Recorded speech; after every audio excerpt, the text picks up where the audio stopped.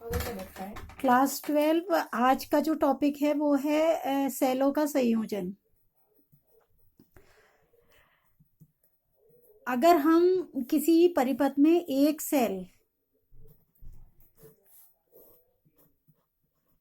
Connect करते हैं तो उससे हमें जो धारा प्राप्त होती है वो उतनी स्ट्रॉन्ग नहीं होती कभी कभी जितनी की हमें आवश्यकता होती है, यानी उतनी प्रबल नहीं होती। तो प्रबल धारा को प्राप्त करने के लिए हमें कई सारे सेलों को संयोजित करना पड़ता है, उसे हम कहते हैं सेलों का संयोजन। संयोजन के कई सारे तरीके होते हैं।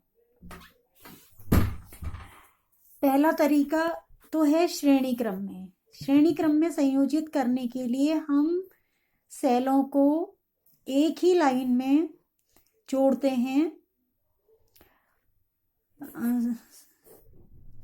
जैसे ये सेल है और इसका आंतरिक प्रतिरोध भी होता है, तो उसको इसके साथ श्रेणी क्रम में जुड़ा हुआ अलग से ऐसे दिखाने का ये एक तरीका है।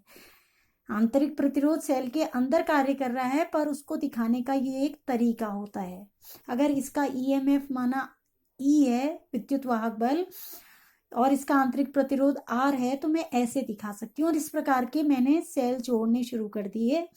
ये दूसरा सेल जोड़ा और ये उसका आंतरिक प्रतिरोध, ये तीसरा सेल जोड़ा और ये उसका आंतरिक प्रतिरोध। इस तरीके से मैं जोड़ते चली गई और माना मैंने एन सेल जोड़ दिए श्रेणी क्रम में, और इसको बाह्य परिपथ से जोड़ दिया। बाह्य परिपथ में हमारा ये बाह्य प्रतिरोध जुड़ा हुआ है और माना एक की भी लगी हुई है। ये इन एन सेलों को आप इस तरीके से